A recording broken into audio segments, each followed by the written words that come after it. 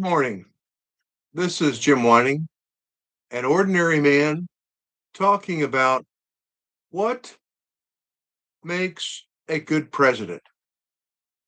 Today, I'll spend more of my time talking about it from a social science standpoint and not quite as much Christian activity thought process. However, there is a thread in everything we talk about called Christianity that has an impact on what makes a good president. I've looked at several of the people who have been president basically since the 1900s. In other words, the last 125 years versus the first 125 years. I'm going to look at this second 125 years at people who were president or who ran for president and were unsuccessful. Because I think we learn sometimes more from a defeat than we do from a victory. So the question is, what makes a good president? And then I know everyone out there, the Trump haters, the Trump banner wagon players, all of you out there, all from all spectrums, right to left, Republican to Democrat, have strong opinions about President Trump. And so let's just back up in the middle and think through what has made this country so great these past 125 years. And I look at four people, and I have fortunately read books about all of them. And so I have a fairly good understanding of where they're coming from. First person I'll mention is Teddy Roosevelt. He was president after William McKinley was assassinated in 1900. He served 8 years, and then he tried to run again a second time in what was called the Bull Moose Party and was unsuccessful. He was a Republican, but yet everything that he did stood out as being less than business oriented as the Republicans were in the 1900s. No, he was a person who supported national parks and started that project to protect our natural resources and the beauty of this country, the real stewardship of the core of America. He also was very much against businesses that were trying to cripple America through what was called trusts. He was a trust buster. He was a person who did this one thing that to me means we need to pay attention to his character. When the United States had finally built a decent navy, he decided, in order to assert the country and to literally set the country up as a strong power, not to be attacked, abused, etc., he would send his navy around the world and show the might of the United States government. Several of the leaders, most of which were in his Republican Party, said, no, you can't do that. You only have enough money to go halfway around the world. And he says, well, I'm not worried about that. I'm going to send them. And if you want them back, you got to pay for it. That's a person who had what we would call real leadership. Real leadership. He was alone in that decision. He was powerful in moving the strength of the presidency. He showed independence, leadership to protect this country. That's probably the number one function of the president, is to protect this country. The next person I look at is a gentleman who came from a family of Stevensons in Illinois, Adlai Stevenson II. He was a well-known, well-established Democrat from Illinois, had served in both the Senate and as a governor. And he was a person of character, strength, leadership. He was nominated twice to run against Ike Eisenhower. Now, we don't understand this at this stage in our lives, many of us, but Ike Eisenhower was the hero of World War II to most Americans. Running against him for president twice would have been the most Herculean attempt for success ever imagined. I mean, it was David and Goliath. But he did it, and he did it with character and poise. And in fact, he did it in such a way that even though he lost, he demonstrated that kind of character that you wanted to be in a president, because he was committed. He was committed to helping America. And the party, the Democrat Party, was in disarray, much like what it is today, after the beatings they had taken from Eisenhower. But yet, he brought poise, dignity. He brought back, through his actions, he brought back one important thing. He brought back unity. He knew how to unify people.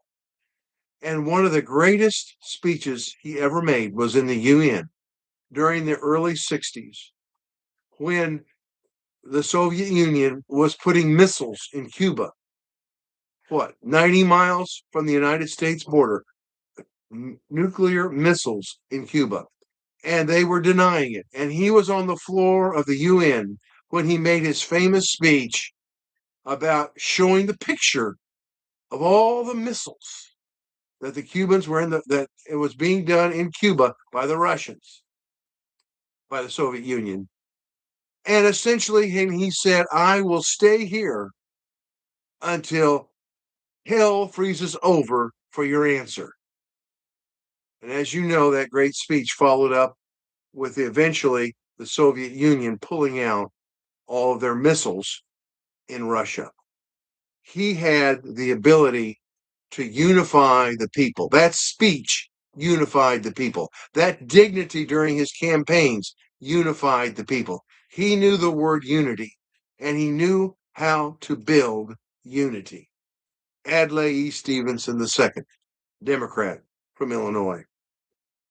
The third person that probably demonstrates the importance of the country having faith in their leadership. Stevenson gave unity. Roosevelt gave leadership. John Kennedy, another Democrat, he gave people hope, and he put together a plan of hope. Unfortunately, he was killed within the third year of his 4-year first term presidency. But he gave one very important ingredient that every president has to have the ability to do. He has to be able to transform their present circumstance, which may not be the best, and he has to explain to them, and he has to motivate them to feel a hope for the future. And that is a very important ingredient in being a president. Not only unifying and also leading, you also have to give people hope that tomorrow is going to be a better day. And John Kennedy did a great job of presenting hope in the American society. Just a great job. Unfortunately, he lived very shortly. Fourth, and I say this finally, a person probably many of you have not recalled in years, if you've even heard his name. His name was Hubert Humphrey. He was a grassroots Democrat from Minnesota. And he was a reluctant pharmacist. And he can go on about how he finally acquired his education and how he worked hard for his family. But Hubert Humphrey had the important ingredient that probably is lost many times today. But he knew how to compromise. Compromise. You see, John Kennedy came up with the new frontier. Lyndon Johnson then followed it up with the Great Society. Great plans. They had a heck of a time getting any of them passed, even their own party, which was significantly fragmented between Southern Democrats and Northern Democrats. They couldn't do it. But there was one man who knew the word compromise and how to get people to work together, to find middle ground. Hubert Humphrey ran for president. Regretfully, in 1968, he lost to Richard Nixon, and we know how much of a debacle that turned out to be. And the worst of which, of course, is that China got favored nation and became not only an open dragon, it became a disaster in the world. But Hubert Humphrey did not defeat him, but he did demonstrate, and we all need to see this in a president, the ability to compromise, the ability, as he did, to get those civil rights laws passed and to negotiate and to take, maybe sometimes not 100%, but maybe on every other deal, he got enough that it was making progress. He knew the word compromise, and he worked diligently in the Senate to get things done. And they weren't 100% of what probably Kennedy had planned on and even what Johnson had planned on, but they weren't. Pitfall, unfortunately, for Hubert Humphrey was his support of the Vietnam War. And as many of us know, and of course, I've never supported the war, supported the soldiers, but not the war.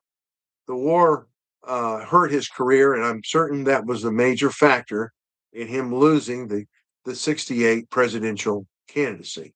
But we have much to learn from all his works for civil rights and human rights, and also his ability to see in the future and be concerned about how we were going to handle children with disabilities. I think he didn't use the word, but I think he knew in his heart of hearts that at some point in time there was going to be a major health problem that was going to cripple many of our young people. I talk about autism. Just a tremendous force here. Anyway, we've put together 4 characteristics here. Let's summarize them again. First, leadership. Second, unification, unity. Leadership, unity. Third, inspiration. Fourth, compromise. Leadership, unity, inspiration, and compromise. 4 characteristics of a good president, in my opinion. But the heart of all 4 of them is, where is his heart? And I say this as a Christian. Where is his heart? Is that president concerned about his brother? Is that person a Christian who knows the difference between doing the right thing and helping do the right thing? Just to see it is not to do it. Who can literally put his hands into another person's life and help lift the burden? Help being a person who wants to serve and not be served. That characteristic of wanting to be a servant, is that what Jesus taught us all the time? Jesus was a leader, yes. And he had many of the characteristics that we're talking about in the secular world, the president. But Jesus was a servant. He loved others. He cared for others. Does a president, to be a good president, has to care. He has to believe in the concept of peace. He has to believe in the concept that it is more blessed to give than to receive. And those characteristics come together with those other 4 points: leadership, leadership, unity, bringing people together. These 2 factors, you know, I move on. When I move on to a topic like compromise, it's so crucial today that a president has the ability to compromise. And then finally, not is how does this president, who can compromise, unify, spiritually motivate, and lead, how does he do it? Does he do it as a Christian, loving and caring, in a peaceful clan? If he does, then that's the president for me. And I hope, Republican and Democrat, that's the president for you. The question is, today, does President Trump have those 4 characteristics? Does he have those 4 characteristics with that thread of Christianity in him, which has love and peace? He defends his country. He unifies his country. He brings together a compromise that is peaceful and loving. Can he do that? Tell me. I suspect President Trump will probably meet that standard. And there will maybe be other presidents also in the future who will meet that standard.